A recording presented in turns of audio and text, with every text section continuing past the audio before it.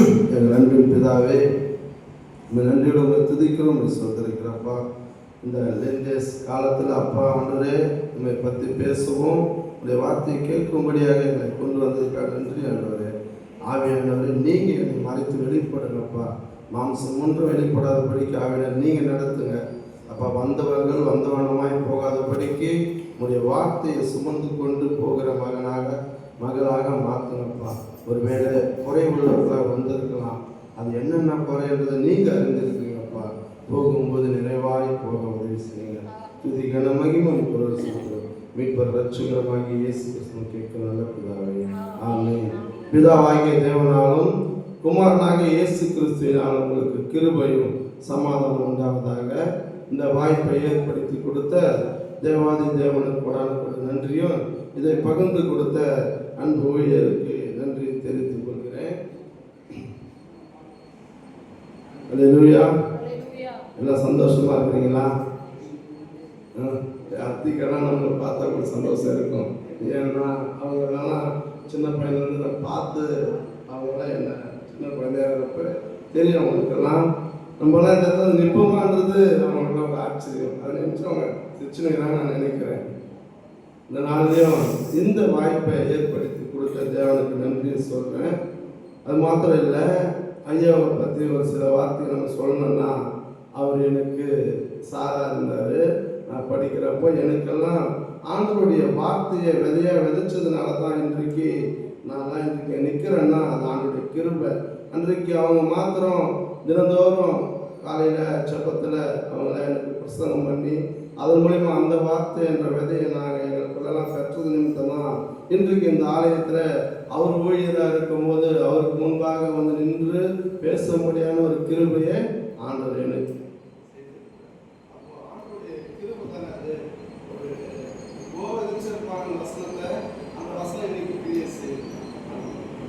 மெசேஜுக்குள்ள போற டைம் ஆயிடுச்சு. சகேயை குறித்து உங்களுக்கு எல்லாருக்கும் தெரியும். இன்னைக்கு தலைப்பு என்னன்னு சொல்லுங்க பார்க்கலாம். தலைப்புல தான் பேச சொல்லியிருக்கிறாங்க. சொந்த தலைப்பெல்லாம் இல்லை, தலைப்புல தான் பேச சொல்லியிருக்காங்க. மாற்றம் பெற்ற வாழ்க்கைக்கு திரும்புதல். மாற்றம் பெற்ற வாழ்க்கைன்னா என்னங்க சொல்லுங்க பார்க்கலாம். சும்மா நீங்க ஏதாவது கூட பேசுங்களா, அப்படியே போயிட்டே இருந்தலாம். மாற்றம் பெற்ற வாழ்வுக்கு திரும்புதல்னா மாற்றம்னா என்னங்க சொல்லுங்க. மாற்றம் பெற்ற வாழ்வுக்கு திரும்பணும். அப்ப சகையை குறித்து உங்களுக்கு எனக்கும் நல்லா தெரியும். சண்டே கிளாஸ்ல எடுப்பாங்க, எல்லா இடத்துலயும் நீங்க சகையை குறித்து நீங்க நிறைய கேட்டுருப்பீங்க. சகையை குறித்து கேட்ட நம்ம இதுல இருந்து என்ன தெரிஞ்சுக்கிறோம்னா, நல்லா புரிஞ்சுக்கலாம். சகையை குறித்து சில வார்த்தைகள் மட்டும் சொல்லலாம். சகையை குறித்து நீங்க சொல்லலாம். யாராவது சொன்னீங்கன்னா நல்லா இருக்கும். குள்ளமானவன், அப்புறம் பாவியான மனுஷன், அப்புறம் வரி வாங்குறவன், அப்புறம் ஆபீசர், டாக்ஸ் கலெக்டர், அப்புறம் அப்ப சகையை குறித்து நாம் என்ன பண்றோம்? ஒரு விதமான எல்லா விதமான காரியங்களும் நமக்கு தெரிஞ்ச சகையை குறித்து. அந்த சகை என்ன பண்றாரு? இயேசுவை பார்க்க அவர் ஆசையா என்ன பண்றாரு? இயேசு என்ன பண்றாரு? எரிகோவுக்கு அவர் போறதை நாம் பார்க்கிறோம். இயேசு எங்க போறாரு? எரிகோவுக்கு போறதை பார்க்கிறோம். இந்த ஆயக்காரன் யாருன்னு பார்த்தா, ஆயக்காரனுக்குலாம் தலைவர் என்ற சகையை பார்க்கிறோம். அப்போ மத்தேயு யாருங்க? நம்ம வாசிக்கிறோம் மத்தேயு. அந்த மத்தேயு யாரு? அவரும் ஒரு ஆயக்காரன். அப்ப இவர் ஆயக்காரனுக்கு தலைவர் யாரு? சகேயு. அப்போ மத்தேயு கிட்ட இயேசு குறித்து நிறைய விஷயங்களை கேள்விப்பட்டிருப்பார். சகேயு கேள்விப்பட்டிருக்க மாட்டாரா? கட்டாயப்பட்டிருப்பாரு. சகேயு என்ன பண்ணிருப்பாரு? ஏன்னா சகேயு வந்து ஒரு டாக்ஸ் கலெக்டர், வரி வசூல் பண்றாங்க. அது மாத்திரம் இல்ல, அநியாயமா வரி வசூல் பண்றாங்க. ஒருவேளை ரோமர்கள் 10 ரூபாய் வசூல் பண்ண சொல்லியிருந்தா இவர் 20 ரூபாய் வசூல் பண்ணிருப்பார். அப்ப இவனை பார்த்தாவே இவன் அநியாயக்காரன், இவன் அநியாயமா வரி வசூல் சொல்லி இவங்க பேசாமையே எல்லாம் போயிருப்பாங்க. அப்ப இயேசுவை பத்தி இவனுக்கு யாரும் சொல்றதுக்குண்டான வாய்ப்பு இருந்திருக்காது. ஆனா யார் சொல்லியிருப்பான்னா மத்தேயு. ஏன்னா மத்தேயு ஒரு டாக்ஸ் கலெக்டர், இவரும் ஒரு டாக்ஸ் கலெக்டர். அப்ப 2 பேரும் வரி வசூல் பண்றவங்க. அப்ப 2 பேருக்கு இவங்க பேசி, அப்போ இயேசுவின் சீஷனா யார் மாறி இருக்கா? மத்தேயு மாறி இருக்காரு. அப்ப மத்தேயும் அந்த சகையும் ஒன்னாதான் இருந்தாலும் செஞ்சிருப்பாங்க. அப்போ ஆண்டவர் பற்றி இந்த மத்தேயு சொல்லியிருப்பாரு, கடல் மேல் நடந்தார் ஆண்டவர். அப்புறம் எதிரி மகளை உயிரோடு எழுப்பினாரு, காற்று கடலை அதட்டினாரு. இது போல இயேசு கிறிஸ்துவ குறித்து நிறைய விஷயங்களை இந்த மத்தியில் இந்த சகேயுவுக்கு சொல்லியிருப்பார். சொன்னது நிமித்தம் தான் இயேசு எப்படிப்பட்டவரோ அப்படின்னு சொல்லி என்ன பண்றாரு, அவர் பார்க்க பகைத்தாரு. பகைத்தாரு மாத்திரம் இல்லை, அவருடைய மைனஸ் என்னன்னு சொல்லுங்க. மைனஸ் என்ன, குள்ளமா இருக்காரு. மைனஸ் குள்ளமா இருக்காரு. அவர் என்ன பண்ணிடுறாரு, இவ்வளோ கூட்டத்தின் மத்தியில இயேசு வராருன்னா அங்க 2-3 பேர் இல்லை, ஆயிரக்கணக்கான பேர் கூடி நிற்கிற இடத்துல இந்த சகையை பார்க்க முடியாது. அவரோட இயேசுவை பார்க்க ஆசையா அவர் போனது உண்மை. அவருடைய மைனஸை நினைச்சு அவர் திரும்பி வரல. இன்னைக்கு நாம் கூட வாஞ்ச இயேசுவை தேடுறோம். ஒரு சில நேரங்களில் ஆண்டோடைய காரியங்களுக்கு என்னுடைய ப்ராப்ளங்களை நான் முன்னாடி வைக்கிறேன். எப்படி வைக்கிறேன், இப்போ சகைக்குள்ளமா இருக்கிற ப்ராப்ளத்தை அவன் முன்னாடி வைக்கல. நம்ம என்ன பண்றோம், அநேக நம்மளுடைய பிரச்சனை, ஃபேமிலி பிரச்சனை, அந்த பிரச்சனை, இந்த பிரச்சனை நம்ம முன்னாடி வச்சு ஆண்டோட தேட நாம் மறந்து வாங்கிட்டு இருக்கோம். ஆனால் சகை என்ன பண்ணாரு, அந்த மைனஸை நினைச்சு ஐயோ நான் குள்ளமா இருக்கிறேன், நான் எங்க போய் ஆண்டோட பார்க்க போறேன், இன்னொரு வாய்ப்பு இருந்தா பார்த்துக்கலாம்னு சொல்லி அவன் தேடி போகல. என்ன பண்றான், மாறா அவங்களுக்கு டாக்ஸ் கலெக்டர், ஒரு அதிகாரி, பணக்காரன், அப்பேற்பட்ட அந்த மனிதன் என்ன பண்றான், ஸ்ட்ரைட்டா போறான். காட்டத்தி மரம், காட்டத்தி மரத்தை குறிச்சு உங்களுக்கு எல்லாருக்கும் தெரியும், அது முள்ளுமுள்ளா இருக்குமா. காட்டத்தி மரம் முள்ளுமுள்ளா, அந்த வேத ஆராய்ச்சியாளர் சொல்றாங்க முள்ளுமுள்ளா இருக்கும், அதோடு கூட அந்த மரம் ரொம்ப கனமா இருக்குமா. இப்போ இவர் கை பெருசா, சின்ன கை. அப்போ அந்த சின்ன கையில அந்த முள்ளுல கால வச்சு ஒரு ஏறி இயேசுவை பார்க்கணுன்றதுக்கு என்ன தலையில் தருது. ஆனால் இயேசுவை பார்த்தே ஆகணும். அந்த வாஞ்ச அவருக்குள்ள ஃபர்ஸ்ட் வந்தது எது, வாஞ்ச. இயேசுவை நான் பார்த்தே ஆகணும். அது இவர் யாருங்க, இவர் ஒரு வரி வசூல் பண்றாரு, இவர் ஒரு பாவி. ஆனால் இவருக்குள்ள என்ன சிந்தனை இருந்திருப்பாங்க, இயேசுவை நான் பார்த்தே ஆகணும். அந்த வாஞ்ச இருந்தது. அதனால தான் என்ன பண்றாரு, முள்ள பார்க்கல, அவர் குள்ளத்தை பார்க்கல, மரம் பெருசுன்னு பார்க்கல, ஸ்ட்ரெயிட்டா மேலே யாரு, மேலே யாரும் சொல்ல இயேசு வராரு. இப்போ சகேயுவும் இயேசுவும் ஒரு முறை கூட சந்திச்சதே இல்லை. சந்திச்சிருக்காங்களா? சகேயு இயேசுவும் ஒரு முறை சந்திச்சே இல்லை. ஆனா ஆண்டவர் வராரு, நின்று அமர்ந்து பார்க்கிறாரு. பார்த்து சகேயுவே சீக்கிரம் இறங்கி வா, இன்றைக்கு எப்படி இயேசுக்கு சகேயு பேர் தெரிஞ்சது சொல்லுங்க. அப்ப அங்க என்ன வசனம் தான், தாயின் கருவில் உருவாக முன்னமே அப்ப ஆண்டவரும் சகேயை ஒரு முறை கூட சந்திச்சது இல்லை. ஆனா ஆண்டவர் நிற்கிறாரு, அண்ணாந்து பார்க்கிறாரு, சகேயை சீக்கிரம் இறங்கி வாங்கினாரு. எப்படி அப்போ ஆண்டவருக்கு வந்து நம்ம நினைக்கலாம், என்னுடைய பாவம் ஆண்டவருக்கு தெரியாது, என்னுடைய மீறுதல் எனக்கு தெரியாது, என்னுடைய குற்றங்கள் எனக்கு தெரியாது, அவருக்கு தெரியாது அப்படின்னு நினைச்சு மறைமுகம் நாம் செய்து கொண்டிருக்கிறோம். ஆனா தாயின் கருவில் உருவாக முன்னுமே உங்களை என்னை அழைத்து அவருக்கு நீங்க செய்யற தப்பு நான் செய்யற தப்பும் தெரியாம இருக்காரு. அப்ப சகைக்கு ஒரு ஆச்சரியம், யாரு இவரு நான் ஒரு முறை கூட பார்த்ததில்லை, என் பேரை கரெக்டா சொல்றாரு. உடனே என்ன பண்றான், சீக்கிரம் இறங்குவான்னா. இப்போ சீக்கிரம் இறங்குவான் வீடுன்றது எதை குறிக்கிறது நீங்க சொல்லுங்க பார்க்கலாம். வீடு சகையே சீக்கிரம் இறங்குவா, இன்றைக்கு உன் வீட்டில் தங்களோட வீடு எதை குறிக்குது, உங்களுடைய சரீரமே என்னுடைய ஆலயம். அதுக்கு முன்னாடி வந்து மனுஷன் கையினால் கட்டப்பட்ட ஆலயத்தில் நான் வாசம் பண்ணுவது இல்லைன்னு வேதவசனம் சொல்லுது. உங்களுடைய சரீரமே என்னுடைய ஆலயம் சொல்லுது. அந்த சகைக்கு நீங்க சகை டாபிக்கை நிறைய விதங்களை யாருமே கேட்டுக்கலாம். இன்னைக்கு மாற்றி இப்படி கேட்போமே, உங்களுடைய சரீரமே என்னுடைய ஆலயம் சொல்லி பைபிள் சொல்லுது, வசனம் சொல்லுது. அப்போ அவர் என்ன பண்றாரு, ஃபர்ஸ்ட் வாஞ்சியோட சகையை பார்த்தாரு. வாஞ்சியோட பார்த்த சகையை ஆண்டவர் பார்த்தாரு. வாஞ்சியோட யாரெல்லாம் என்னை நோக்கி பார்க்குறாங்களோ அவங்களை நோக்கி பார்ப்பாரு ஆண்டவர் இயேசு. சகையை வாஞ்சியோட பார்த்தாரு. சகையை நோக்கி யார் பார்த்தா, வானத்தை பூமியை உண்டாக்குற ஆண்டவர் நோக்கி பார்த்தார். சகையே இறங்கி வாங்கிட்டு வீடு இருந்தாங்க. வீடுன்றது அவன் உள்ளத்தை குறிக்குது. சகையை இறங்கி அவனுக்குள்ள நான் தங்கணும். அப்ப காட்டத்து மரம் எதை குறிக்குதுன்னா முள்ளு ஒரு பாவத்தை குறிக்குது. அப்போ அவன் மரத்தை விட்டு அவன் இறங்கினா தான், மரத்தை விட்டு இறங்கினா தான் அவன் வீட்டுக்கு வச்சுட்டு வரும். அப்போ அந்த வார்த்தையை சொன்னோடனே அவன் என்ன பண்றான், அவன் அதிகாரிகளை விட்டான்.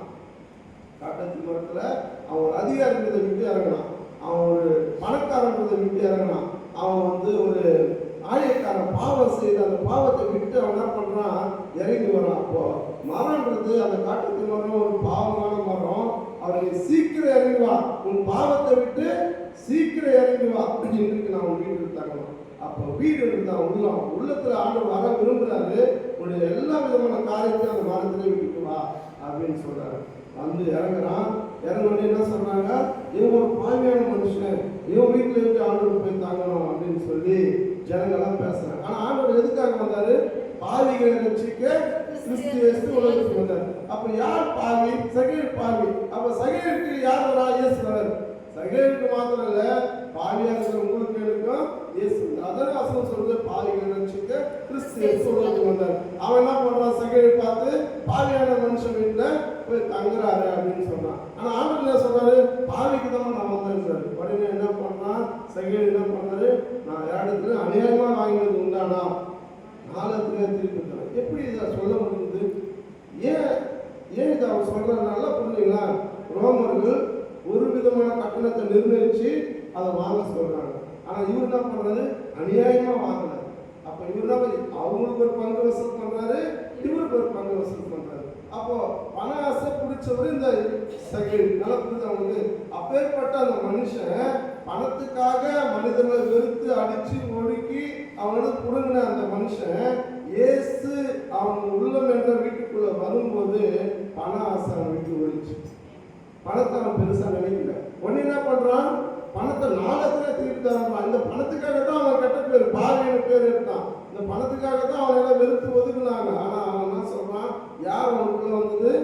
இயேசு உள்ள வந்து அவன் என்ன பண்றான்? பணத்தை என்ன பண்ண, நாளத்தை பணமே தேவைங்க, இயேசு எனக்கு போதுங்கன்னு சொல்லி நிறைவானது வரும்போது குறைவானதெல்லாம் வெளியே ஓடிச்சு. குறைவானது அவனுக்குள்ள இருக்கிற அந்த பாவ காரியங்கள்லாம் வெளியே போனதுனால தான் அவன் சொல்றான் சந்தோஷமா நாளத்துல திருப்பி தரான். உடனே ஆண்டவர் என்ன சொல்றாரு? சகேயு என்ன சொல்றாரு? இப்போ நான் உங்களை பார்த்து கேட்கிறேன், வீட்டுக்கு போனார் ஆண்டவர். ஆண்டவர் சகேயு எங்கவும் வீட்டுக்கு போனாரு. வீட்டுக்கு போனாரா? அப்போ ஏன் ஆண்டவர் அந்த ஸ்டேட்மெண்ட் சொல்றாரு? இன்றைக்கு இந்த வீட்டுக்கு ரட்சிப்பு வந்து, அப்ப வீடு வந்து வீட்டுக்கே ஒன்று போல, அப்ப எப்படி ஆண்டவர் இன்றைக்கு இந்த வீட்டுக்கு ரட்சிப்பு வந்துன்னு சொல்லுவார்? அப்ப வீடு எதை குறிக்குது? உலகத்தை குறிக்குது. உடனே தான் இத்தனைக்கு அவங்க இறங்கின இடத்துல தான் ஆண்டவர் நிற்கிறாரு. அங்கேதான் இந்த பேச்செல்லாம் போயிருக்கு. அப்ப உடனே இந்த வீட்டுக்கு ரட்சிப்பு வந்து, இவனும் ஆபிரகாமின் குமாரனா இருக்கிறான். அப்ப எப்படி இந்த மாற்றம் வந்தது? எப்படி இந்த மாற்றம் வந்தது? ஒரு முறை கூட சகேயு இயேசு கிறிஸ்துவை பார்த்தது. ஒரே முறை தான் இயேசு கிறிஸ்துவை பார்த்தான். அவனுக்குள்ள எவ்வளவு பெரிய மாற்றம் பார்த்தீங்களா? அவன் ஆயக்காரன், அவன் வரி வசூலிக்கிறவன். ஆனா அவன் என்ன பண்றான்? இயேசு சொன்ன வார்த்தை உடனே கீழ்ப்படிந்தான். அந்த அவனுடைய எல்லா விதமான தகுதி, அந்தஸ்து, ஆஸ்தி மொத்தத்தை விட்டு இறங்கி வந்தனால்தான் இன்றைக்கு அவன் வீட்டுக்கு ரட்சிப்பு வந்து, அந்த வீடு தான் உள்ளத்துக்கு ரட்சிப்பு வந்தது, பிளஸ் அவன் வீட்டுக்கும் ரட்சிப்பு வந்தது. அப்ப இன்றைக்கு இதை கேட்டுக்கொண்டிருக்கிற என் அன்பு சகோதரனே சகோதரியே, இந்த சகேயுடைய வாழ்க்கையிலிருந்து நாம் என்ன புரிஞ்சுக்கிறோம்னா, இன்றைக்கு நாம் கூட காட்டுத்தீ மரம் என்ற பாவ பழக்கத்தை விட்டுட்டு வர மனசு இல்லை. வாஞ்சியா ஆண்டோட திறந்து தான் இந்த காலை மேல எல்லாம் தூங்குறாங்க. நீங்க நாங்கள் வந்துருக்கோம். அந்த வாஞ்சை ஆண்டுக்கு பிடிக்கும். வாஞ்சை சகேயுக்கு இருந்த வாஞ்சை உங்களுக்கு எனக்கு இருக்கு. கட்டாயம் இருக்கா இல்லையா? ஆனா சகேயுக்குள்ள இருந்த மனமாற்றம் உங்களுக்குள்ள எனக்குள்ள இருக்கா? எப்பா யோசிச்சுண்டா? சகேயு அவனுடைய ஆஸ்தியை விட்டான், அவனுடைய பணக்கார அந்த ஐஸ்வர்யத்தை விட்டான், அவனுடைய பாவமான காரியத்தை விட்டுட்டு வந்தான். இயேசுக்கு இடத்தை கொடுத்தான். இயேசு உள்ள வந்தாரு. அவனுக்குள்ள இருந்தாலும் வெளியே போயிடுச்சு. பார்க்கும் அதே இயேசு கிறிஸ்துவ வாங்கிய தேட வந்திருக்கிற நீங்கள் நாம இன்றைக்கு பெருமையை விட முடியுதா? பண ஆசை விட முடியுதா? கசப்பை விட முடியுதா? வைராக்கியத்தை விட முடியுதா? ஜென்ம சுபாவம்ன்ற ஒரு காரியம் உங்களுக்கு எனக்கு தெரியுமா தெரியாதா? நீங்க நல்லா யோசித்து பாருங்க. அவனோட ஜென்ம சுபாவம் மாறாதுங்க. எல்லாம் சொல்றோமா இல்லையா? நார்மல் நடைமுறையில் நம்ம பேசுற ஒரு வார்த்தை அது. ஜென்ம சுபாவத்தை பத்தி நம்ம பேசுறோம்னா, அவன் எல்லாமே நல்லா ஜெபம் பண்ணுவான், எல்லாம் வேலை வாசிப்பான், பிரசங்கிப்பான், எல்லாமே செய்வான். ஆனா அவனுக்குள்ள ஜென்ம சுபாவம் மாறாதுன்னு சொல்றோமா இல்லையா? ஆனா ஜென்ம சுபாவத்தை மாத்தாண்டா இயேசு கிறிஸ்து முடியவும் முடியாது. அப்போ சகேயுக்குள்ள இருந்த அந்த சுபாவங்களை மாற்ற முடியும்னா, உங்களுக்குள்ள எனக்குள்ள இருக்கிற சுபாவங்களை மாற்ற முடியவே முடியாது.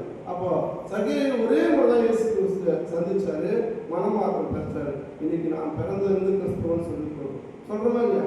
நான் பரம்பரை கிறிஸ்துவன்னு சொல்லிக்கொள்றோம். ஆனா சகேயுக்குள்ள இருந்த மனமாற்றமோ உங்களுக்குள்ள எனக்குள்ள இருக்கா? மனமாற்றம்னா என்னன்னு நீங்க கேட்பீங்க. கேட்போமா கேட்க மாட்டோமா? அப்போ மனமாற்றம், நான் பைபிள் படிக்கிறேன், நான் ஜெபிக்கிறேன், நான் சாலையில் கரெக்டாக, இது மனமாற்றம் தான். அப்போ மனமாற்றம் என்னங்க? இயேசு ஒரு மனுஷன் கூட வரும்போது, இயேசு உதாரணத்துக்கு இந்த சிலுவை பாடுகளை நீங்க யோசித்து பார்த்தீங்கன்னா, இயேசு ஒரு காரியம் துப்புனார். அது ரியாக்ட் பண்ணாரா? அவர் அடிச்சாரு, ரியாக்ட் பண்ணாரா? அவர் கடவுள் தான். அவர் என்னன்னா அவமானப்படுத்தி பேசினாங்க. ஏதாவது பேசினாரா? எதுவுமே பேசல. அப்போ அவருடைய பிள்ளையா இருக்கிற அவருக்கு அந்த குணங்கள் இருக்குமானா, அவருக்கு அந்த சாயல் இருக்குமானா, அவருடைய பிள்ளையா இருக்கிற உங்களுக்கு எனக்கு அந்த குணம் இருக்கணுமா இல்லையா? இன்னைக்கு என்ன அடிச்சா நான் அடிக்கிறேன், என்னை திட்ட நான் திட்டுறேன், என்னை பகைச்சா அவன் வீட்டுக்கு போகக்கூடாதுன்னு நினைக்கிறேன், வைராட்டு எனக்குள்ள எங்கேருந்து வரும்? அப்போ இயேசு எனக்கு அப்பான்னா அவருடைய பிள்ளையா நான் இருக்கிறேன்னா அவருடைய குணம் தானே வரணும். எங்கள் அப்பா என்னையும் எங்கள் அப்பாவை நீங்கள் பார்த்தீங்கன்னா 2 பேருமே நீங்கள் கண்டுபிடிக்க முடியாது. இன்னைக்கு நிஜத்தில் பேசுகிறேன். எங்கள் அப்பா எப்பதான் போவார் பார்ப்பீங்க, அவரும் என்னை நிற்க வச்சுங்கன்னா என்னையும் எங்கள் அப்பாவே கண்டுபிடிக்க 2 பேரும் ஒரே மாதிரி தான் இருக்கும். அப்போ எங்கள் அப்பா போல தான் அவருடைய பிள்ளை. அப்போ இயேசு எனக்கு அப்பான்னா அவருடைய குணங்களும் அவருடைய சாயலும் எனக்குள்ள வரணுமா இருக்காது. அப்போ எனக்கு மட்டும் எங்கள் பிடிவாதம் வருது, எனக்கு மட்டும் எங்கள் வைராக்கியம் வருது, எனக்கு மட்டும் எங்கள் பொய் வருது, எனக்கு மட்டும் எங்கள் போட்டி வருது, எனக்கு மட்டும் ஏன்? அப்போ நான் இன்னும் இயேசுவின் மகனாக மகளாக இன்னும் நான் மாறி இருக்குமா? மாறி இருக்கு இல்லையா? மாறணும். ஒரு அடியில சொல்லணும், இயேசுவின் மகனா மாறிக்குமா? மகனா மாறிக்குமா? உண்மையா சொல்லுங்க. எங்கே 2 பேர் 3 பேர் கூடி இருக்கிறாங்களோ அந்த ஆண்டு இப்போ உங்க மனசை தொட்டு சொல்லுங்க, இயேசுவின் மகனா மகளா நான் மாறிட்டேன்னா எனக்குள்ள வாஞ்ச இருக்கா, மனமாற்றம் இருக்கா? வாஞ்ச இருக்கு. அப்போ மனமாற்றம்னா என்ன? மனமாற்றம்ன்றதை நீங்க நிதானிச்சு யோசிப்பாங்கன்னா, சகேவி டாபிக் நம்ம கொடுத்துருக்காங்கன்னா ஏதோ நீங்க நல்லா நினைக்கலாம், சகேவி பற்றி எனக்கு தெரியும், சகேவி பற்றி 1000% நான் பண்ணியிருக்கிறேன் அப்படின்னு நம்ம சொல்லலாம். சொல்றோமா சொல்ல மாட்டோமா?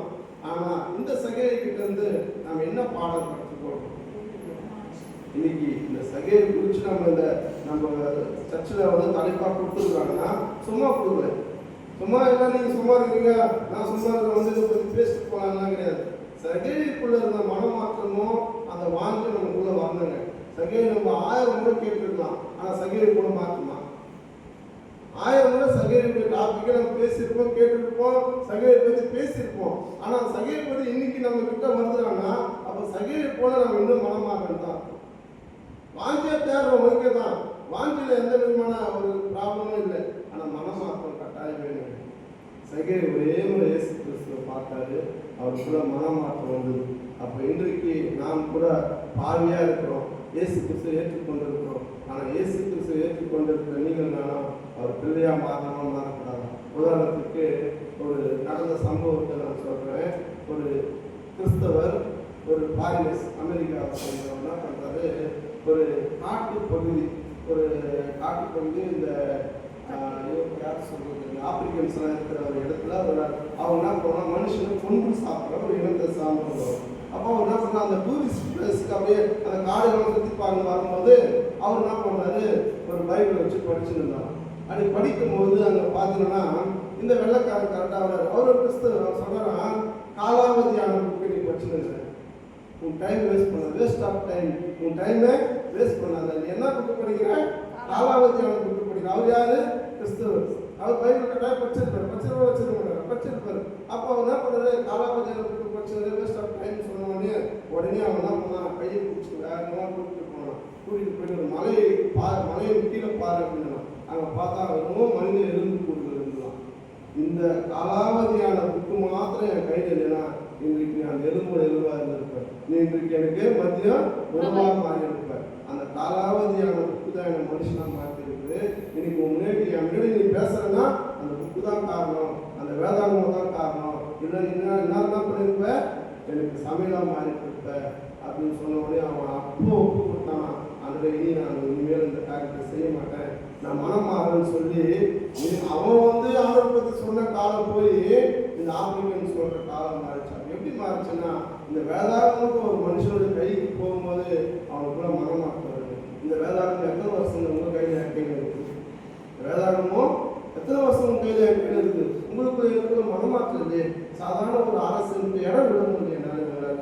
சாதாரண ஒரு பணம் யாராவது கொடுக்கணும் போயிட்டு சண்டை போட்டு வாங்குறோமே, விட்டு கொடுக்குற மனசு இல்லை. எப்படி இங்கே மனமாற்றம்? இயேசு தன்னோட சொந்த ரத்தத்தை முழுவதும் நமக்காக விட்டு கொடுத்தாரு. இயேசு நம்முடைய பாடுகளுக்காக நம்முடைய பாவங்களுக்காக அடிக்கப்பட்டாரு. அப்போ அவரோட மாத்திரம் மனமாற்றம் என் ஜனங்களை மீட்டெடுக்கணுன்ற பணியை அவர் செய்தாரு. நீங்கள் நான் என்ன செய்து கொண்டிருக்கோம் அப்படி காலத்தை சிந்திக்கணுமா சிந்திக்கக்கூடாது. நிறைய பேசலாம், டைம் இருக்காதுன்னு நினைக்கிறேன். அப்போ இந்த சகையை குறித்து நீங்கள் நல்லா பாருங்க. சகேயை வாஞ்சியாக்கான்னாரு. சகேயுக்குள்ள ஒரு மனமாற்றம் இருந்தது. சகேயை யாரு? ஒரு பணக்காரர். சகேயை யாரு? ஒரு பாவி. சகேயை யாரு? ஒரு குள்ளமான மனுஷன். சகேயை யாரு? ஒரு டாக்ஸ் கலெக்டர். அநேக வரி வசூலிக்கிறோம். அப்போ இந்த சகேயுக்குள்ள இயேசு வரும்போது எவ்வளவு பெரிய மாற்றம் வரும்னா, ஆண்டவராக இயேசு கிறிஸ்து சிறு வயது போது அறிந்திருக்கிற நீங்கள் இன்னும் மனமாற்றம் வாழ்ந்துட்டு இருந்தா ஆண்டவர் உங்களை பார்த்து என்ன பார்த்தோம் துக்கப்படவா துக்கப்பட மாட்டாரா? இன்றைக்கு சிலுவை பாடுகளை குறித்து நாம் தியானித்துக் கொண்டிருக்கிறோம். இன்னும் அடுத்த வாரத்தில் சிலுவை குறித்து 7 வாரத்தை பேசுவோம். திரும்ப அடுத்த வருஷம் திரும்ப இதே டாபிக்கை திரும்ப பேசுவோம். என்ன மாற்றம் உண்டு? என்ன மாற்றம் உண்டு? இன்றைக்கு மறிச்சா ஆண்டவரை பார்க்கலாம் போக முடியுமா? ஒருவேளை நீங்க நினைக்கலாம் ஈரான் நடக்கிற போர், இஸ்ரேல் நடக்கிற போர் நினைச்சு கடைசி காலம் நான் நினைக்கலாம். ஆனா ஆண்டவர் வர கடைசி காலம் ஆண்டவர் வரப்போறாருன்னு தெரியும். அவர் வரப்போற நேரத்தை நம்ம அவர் போயிடுவோமா? கடைசி காலன்றது நடக்கிற அடையாளங்களும் வைத்து நம்ம என்ன பண்றோம் பார்க்கிறோம், ஓகே தான். ஆனா நானும் ஆண்டவர் கடைசி காலத்தை வருவேன்னு சொல்றாரு. நம்ம வருகையில் காணப்படுவோமா? அப்ப உங்களுக்கு எனக்கு மாற்றம் வரும்போது மட்டும் தான் காணப்படுவோம். அப்ப மாற்றம் வரணுமா இல்லையா? இன்றைக்கு ஒரு தீர்மானம் எடுக்கலாமா? ஏன்னா நிறைய பேசலாம், நேரம் இல்லைன்னா அவங்க வேலைக்கு போகிறப்போ சகேயை குறித்து நீங்கள் அநேக நேரங்களில் அநேக வார்த்தைகளை கேட்டிருப்பீங்க. ஆனால் சகேயுக்குள்ள சகேயை அவராக இயேசு கிறிஸ்துவுக்கு அவன் உள்ளத்தை திறந்து கொடுத்தான். அவன் உள்ள வந்தாரு. அவனுக்குள்ள இருக்கிற எல்லா விதமான பாவ காரியங்கள் எல்லாம் வெளியில போயிட்டு அவன் உடனே எல்லாத்தையும் அறிக்கை செய்து ஆண்டவருக்கு பிரியமா வாழ்ந்தான். அப்ப இந்த காலையில் நீங்கள் நானும் ஆண்டவராக இயேசு கிறிஸ்து உங்களுடைய இருதய கதவை கிட்டே என்னுடைய இருதய கதவை கிட்டே நிற்கிறார். என்ன சொல்றாங்க? ஒருவன் சத்தத்தை கேட்டு அவன் கதவை திறந்தால் அவன் ஒருவேளை நான் கிறிஸ்தவன் ஒரு கதவை கூட்டிட்டு இருக்கலாம். ஒருவேளை எனக்கு எல்லாம் தெரியும் கதவை கூட்டிட்டு இருக்கலாம். ஒருவேளை இயேசு எனக்கு ரட்சகர்னு சொல்லி நீ கதவை கூட்டிட்டு இருக்கலாம். ஆனா இன்றைக்கு மனமாற்றம் இல்லாத கிறிஸ்தவனா இருக்கிறேன். ஆனா அந்த கதவை திறக்கணும். மனமாற்றம் இல்லாம ஒரு கிறிஸ்தவனா நம்ம உட்கார்ந்துருக்கோமானா அந்த கதவுக்கு வெளியில ஆண்டவராக இயேசு கிறிஸ்து நிற்கிறாரு. நீங்கள் அந்த கதவை திறக்கும் போது அவர் எனக்குள்ள வருவாரு. நிறைவான இயேசு கிறிஸ்துக்குள்ள வரும்போது குறைவானதெல்லாம் வெளியில போயிடுவோம். அப்போ என்னுடைய நீங்க நினைக்கலாம் இப்பெல்லாம் சொல்லி நான் கேட்கலாமா அப்படின்னு நினைக்கலாம். இல்லை இல்லை, சகேலு பெரிய அதிகாரி. சகேலு அந்த காலத்துல பெரிய பணக்காரன். இயேசுக்கு இடம் கொடுத்தான். அவன் வாழ்க்கை மாறிச்சு. அவன் குடும்பம் ரட்சிக்கப்பட்டது. இன்றைக்கு உங்களுடைய குடும்பத்தில் நீங்கள் இயேசு கிறிஸ்து அறிந்திருப்பீங்க. ஆனால் உங்கள் கணவனார் குடியில் இருப்பார், இல்லை உங்கள் பிள்ளைகள் குடியில் இருப்பாங்க, இல்லை உங்கள் பிள்ளைகள் அடுத்து எல்லாமே என்ன பண்ணுவாங்க? பாவத்தில் சிக்கி கொண்டு வாழ்ந்துருப்பாங்க. அப்போ இன்றைக்கு நீங்கள் மனம் மாறும்போது எப்படி சகையுடைய குடும்பத்துக்கு ரட்சிப்பு வருதோ அது போல் உங்களுடைய குடும்பத்துக்கு ரட்சிப்பு வரலாம். அப்போ நான் மனம் மாறணும்னு சொல்லி தீர்மானம் அப்படியே கண்களை மூடலாமா? அதாவது இந்த வார்த்தை உங்களுக்கு புரோஜனமாக இருந்திருந்தா இந்த வார்த்தைக்கு ஒத்து கொடுக்க. அதுவே சகேயுடைய உள்ளத்தில் நீங்கள் வந்தீங்கப்பா, சகேயுவே இறங்கி வா, இன்றைக்கு நம்ம வீட்டில் தங்க வேணும்னு சொன்ன அந்த வார்த்தைக்கு அவன் உள்ளத்தை தயார்படுத்தணும். அவன் உள்ளத்தை ஆர்டர் கொடுத்தான். அவனுக்குள்ள ஒரு பெரிய மாற்றம் வந்தது. இதோ வாசல் படியில் இருக்கிறேன், ஒருவன் என் சத்தத்தை கேட்டு கதவை திறந்தால் அவனுக்குள்ள வந்து பிரவேசிக்கின்றது. ஒருவேளை நீங்கள் எல்லாம் தெரிஞ்சிருந்துச்சுன்னு சொல்லி கதவை கூட்டிட்டு இருந்தீங்கன்னா அந்த கதவை திறங்க. அந்த இயேசு கிறிஸ்து உள்ளத்தை வரட்டும். அப்படி வரும்போது உங்களுக்கு ரட்சிப்பு, உங்கள் குடும்பத்துக்கு ரட்சிப்பு உணர்ந்தவங்க எல்லாம் சொல்லலாமா? ஆண்டவரே இந்த வார்த்தை மூலியமா என்னோடு பேசுனீங்களப்பா, நன்றி ஆண்டவரே. ஆண்டவரே வாங்கிய தேர்வு உண்மைதான் ஆண்டவரே. நான் மனமாற்றமெல்லாம் தேடிக்கொண்டிருக்கிறேன்றத இந்த கால வேலை நீங்கள் ஆகிய நீங்கள் பேசுனீங்களே அதுக்கு நன்றின்னு சொல்லுங்களா? அதை என்னை விட்டு கொடுக்குறேன், என் இருதயத்தில் வாங்க, எனக்குள்ள ஒரு மனமாற்றத்தை கொடுங்க. நான் இவ்வளோ காலம் போலியை வாழ்ந்துருக்கிறேன், இவ்வளோ காலம் நான் புரிவாதத்தை விடாமல் வாழ்ந்துருக்கிறேன், இவ்வளோ காலம் பாவத்தோடு சேர்ந்து ஆலயத்துக்கு வரேன், பாவத்தோடு ஆலயத்துக்கு போயிருக்கிறேன். இன்றைக்கு எனக்குள்ள வாங்க. சகேயு ஒரு பாவியான மனுஷன், நானும் ஒரு பாவியான மனுஷன். சகேயுக்குள்ள நீ வரும்போது சகேயுக்குள்ள என்னென்ன மாற்றம் நடந்ததோ அதே மாற்றம் எனக்குள்ள நடக்கட்டும்னு சொல்லி நீங்கள் ஆண்டவர்கிட்ட கேளுங்களாங்க. மகா இருக்கும் கிருபை நிறைந்த வாழ்ந்துருந்தாவே. அப்பா இந்த நாள் ஆண்டவரே நீங்கள் என்னை எந்த நோக்கத்துக்கு கொண்டு வந்தீங்களோ அப்பா அந்த நோக்கத்தை நான் நிறைவேற்றினதுக்கு நம்புறேன் சப்பா. அதை என்னை இவ்வளோ நாள் எடுத்து நீங்கள் பயன்படுத்தின நன்றி ஆண்டவரே. நீரே கூட இருங்கப்பா. நாங்கள் விதை என்ற வசனத்தை விதைச்சிருக்கோம்ப்பா. இது 60 100 பலன் கொடுக்க உதவி செய்யுங்க ஆண்டவரே. இதை ஒன்று வீணாகாதபடிக்காக நீங்கள் அதை விளைய செய்து அந்த பயன்படுத்தணும்ப்பா. இதை செய்வதற்கு நன்றி ஆண்டவரே. அப்போ அந்த நேரத்திலையும் ஆண்டவரே அந்த ஊழியக்காரருக்காக நாங்கள் செபிக்கிறோம் ஆண்டவரே. அப்பா இந்த வாய்ப்பை ஆண்டவரே நீங்கள் உள்ளத்தில் பேசி எனக்கு நீ கொடுத்ததுக்காக நன்றி ஆண்டவரே. அப்பா இன்னும் அநேக ஊழியர்களை அவர் மூலியமாக நீங்கள் செய்யுங்க சப்பா. அவர் போட்ட விதையினால் தான் ஆண்டவரே, அவர் போட்ட அந்த வசனம் விதையினால் தான் இன்றைக்கு நான் இங்கே நிற்கிறேன்ப்பா. அது போல அநேக விதைகளை இன்னொரு விதைக்க நீங்கள் இன்னும் ஆயுஷ்னால பெருக செய்யுங்க.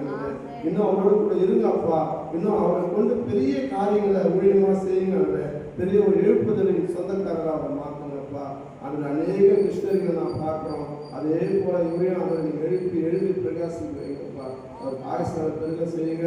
அந்த சுகத்தின் கணக்கு தீர்க்க ஆயுசை கொடுங்க. அந்த இதே நடக்கணும் பாதுகாப்பு மீட்பு ரட்சகரமாக இயேசு கிறிஸ்துவின் நாமத்தில் ஆமென் ஆமென்.